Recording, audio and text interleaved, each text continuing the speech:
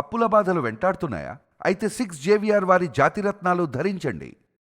నమస్తే, welcome to మనం TV. నేను మీ పవన్ బేస్వాడ. మనతో పాటు సామాజిక రాజకీయ విశ్లేషకులు రవీంద్రబాబు గారు మనతో పాటు ఉన్నారు. సార్తో మాట్లాడదాం. సార్ నమస్కారం. నమస్తే సార్, 2024 ఎలక్షన్స్కు ముందు 10,000 నకిలీ ఇళ్ల పట్టాల పంపిణీ కేసులో పేర్ని నాని, అతని తనయుడు పేర్ని కిట్టిలకు నోటీసులు ఇచ్చారు. మొన్నటి వరకు వాళ్ళు అజ్ఞాతంలో ఉన్నారు. మొన్న మీడియా ముందుకు వచ్చి ఆయన ఈ కేసు పైన చేసినటువంటి కొన్ని కామెంట్స్, అదేవిధంగా వారి భార్య అక్రమ బియ్యం రవాణా కేసులో కూడా వాళ్ళని మనోవేదనకు గురి చేస్తున్నారు, నన్ను మానసికంగా పొంగదీసే ప్రయత్నం చేస్తున్నారు. ఇది పేర్ని నాని చేసినటువంటి ఒక కామెంట్. అదేవిధంగా తన భార్య మహిళ అయినా కూడా చూడకుండా వదిలిపెట్టలేదు ఈ కేసు తర్వాత అని చెప్పేసి ఆయన కొన్ని కీలక కామెంట్స్ చేస్తున్నారు. సో ఈ 10,000 ఇళ్ల పట్టాల కేసు ఏంటి? పేర్ని నాని చేసినటువంటి కామెంట్స్ని ఏ విధంగా చూస్తున్నారు? ఆంధ్రప్రదేశ్ రాష్ట్రంలో నాని పేరు బాగా నాంతా ఉంది. అది పేర్ని నానియా కొడాలి నానియా విషయం. అయితే మీరు ప్రస్తావించినట్టుగా మనం పేర్ని నాని విషయం మాట్లాడుకుందాం. ఈయన నిన్న కాక మొన్న 12th జూన్లో ప్రెస్ మీట్ పెట్టాడు. వాళ్ళ కార్యకర్తలను అందరినీ హుటాహుటీని పిలిచి, అందులో ఆయన మాట్లాడిన మాటల్లోని సారాంశం బుల్లెట్ పాయింట్స్ తీసుకుంటే, నాకు వచ్చిన ఇబ్బంది ఏ పగాడికి కూడా రాకూడదబ్బా అన్నాడు ఒక మాట. ఎందుకు పాపం ఆయనకు అంత ఇబ్బంది వచ్చింది? ఆ ఇబ్బంది వేరే వాడికి రాకూడదు, ఇబ్బంది ఆయనకి ఎందుకు వచ్చింది మనం విశ్లేషణ చేద్దాం. రెండవది, నా మీద అక్రమ కేసులు పెట్టాలని ట్రై చేస్తున్నారు, అక్రమ కేసులు బనాయిస్తున్నారు అన్నాడు. ఏది అక్రమం ఏది సక్రమం చూద్దాం. మూడోది, ఇంతకుముందు కాకినాడ సీపోర్ట్లో 22,000 మెట్రిక్ టన్నుల PDS rice, seize the ship, seize the godown. మరి వాళ్ళ మీద కేసులు ఎవరి మీద పెట్టలేదే? ఏమైనాయి ఆ బియ్యం? ఆ కేసులు ఏమైనాయి? మరి నా మీద కేసు పెట్టే ప్రయత్నం ఎందుకు చేస్తున్నారు? ఇటువంటి అంశాలు ఆయన ప్రస్తావించాడు. మరి ఈయన ఇలా అనటానికి గల కారణాలు మనం ఆలోచిస్తే, వాళ్ళ భార్య పేరుతో గోడౌను, ఆ గోడౌన్ సివిల్ సప్లై కార్పొరేషన్కి రెంట్కి ఇచ్చాడు.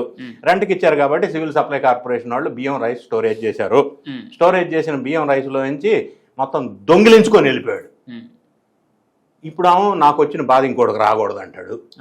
ఇప్పుడు 187 మెట్రిక్ టన్స్ రైస్ అందులో నుంచి గాయం, ఈయన దొంగిలించాడు అనేది ఎందుకు అంటున్నానో చెప్తా. అంటే 3,708 బ్యాగ్స్ మాయం అయిపోయినాయి, ఎత్తుకుపోయారు. ఇప్పుడు ఈయన ఏమంటాడంటే అది వాళ్ళ మేనేజర్ చేశాడు, ఈయనకు తెలియదు అంటాడు. ఒకవేళ అదే కరెక్ట్ అయితే మేనేజర్ మీద కేసు పెట్టేయచ్చుగా. నంబర్ 2, ఈయన చేయకపోతే పేమెంట్ ఎందుకు చేసాడు? తప్పు చేయకపోతే, దొంగిలించకపోతే ₹1,00,00,000 పేమెంట్ గవర్నమెంట్కి ఇచ్చేసి చెల్లుకు చెల్లు అని అన్నాడుగా. అంటే ఈ అడ్మిటెడ్ హిజ్ మిస్టేక్. ఇంకా 1.68 crores కట్టాలి, అది వేరే విషయం. ఇంకొక విషయం కూడా చెప్తా.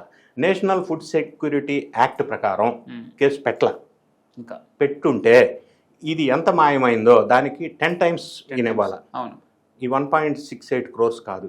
సరే, అది ఎందుకు పెట్టలేదో అది సెపరేట్ విషయం. మూడోది, ఇది జరిగి ఇంతకాలం అయినా కూడా ఇంతవరకు వాళ్ళ ఆవిడ పేరుతో ఉన్న గోడౌను మాయమైంది కాబట్టి బాధ్యురాలు వాళ్ళ ఆవిడ కాబట్టి అక్యూజ్డ్ ప్రాథమికంగా.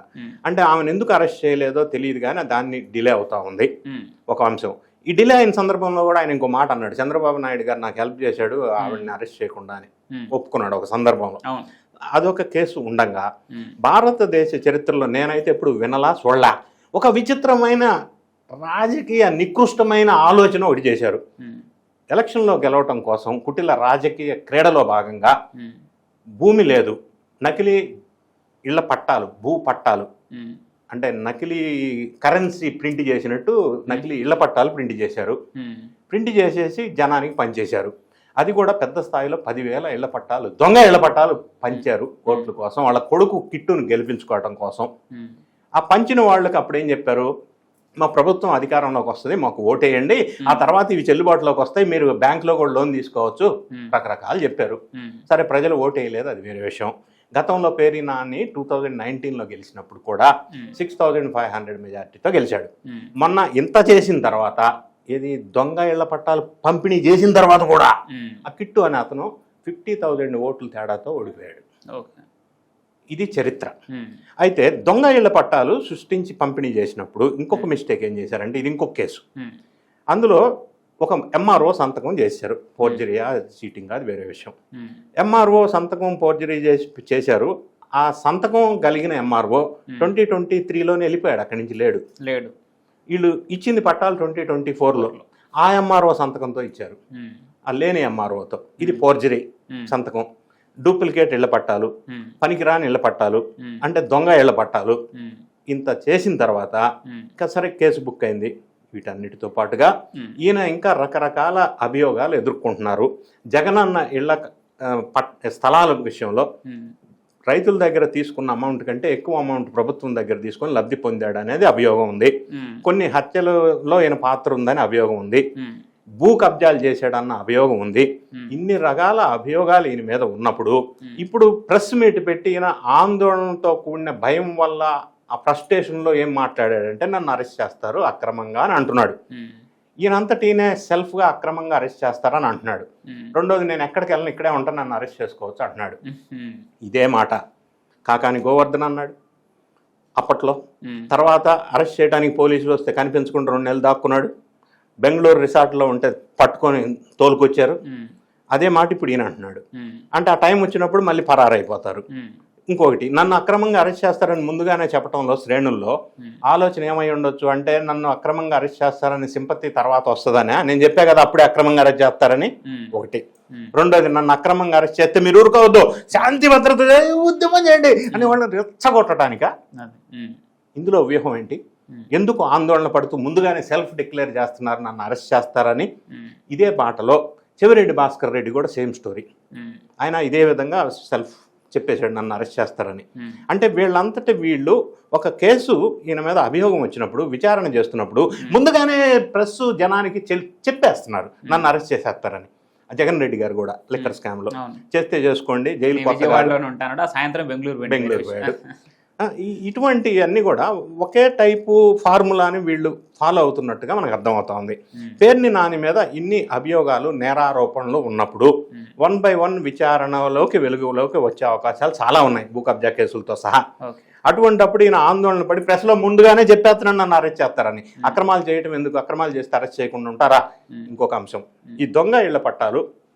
వల్లభనేని వంశీ కూడా అదే కార్యక్రమం చేశాడు. ఇప్పుడు ఆయన మీద కూడా అదే విచారణ పూర్తి అయింది. సో ఈయనొక్కడే వీళ్ళిద్దరే చేశారా?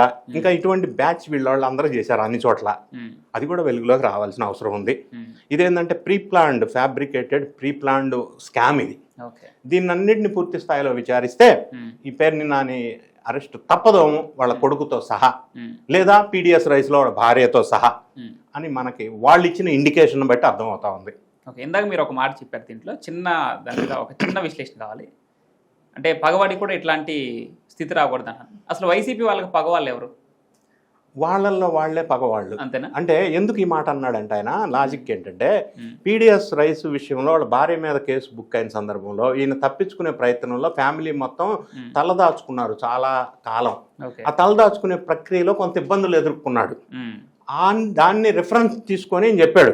అంటే నేనేమంటానంటే తప్పు చేయటం ఎందుకు, నేరం చేయటం ఎందుకు, అది తప్పించుకోవడానికి తలదాచుకొని బతకాల్సిన అవసరం ఎందుకు, అది బతికి బయటకు వచ్చి నాకు ఇటువంటి కష్టాలు పగవాడికి కూడా రాకూడదు అని అంటాం ఎందుకు? అవన్నీ చేసేది లేకుండే వీళ్ళకంటే పగవాడు ఎవరు ఉంటారు? వాళ్ళకి వాళ్లే పగవాళ్ళు. ఇది రియలైజేషన్ అయితే మంచిది అని చెప్పి పేర్ని లాంటి వాళ్ళ కొలీగ్స్ అందరికి కూడా ఇది ఒక పాఠంగా ఉండాలని మనం కోరుకోవచ్చు. Right sir, thank you so much. Thank you.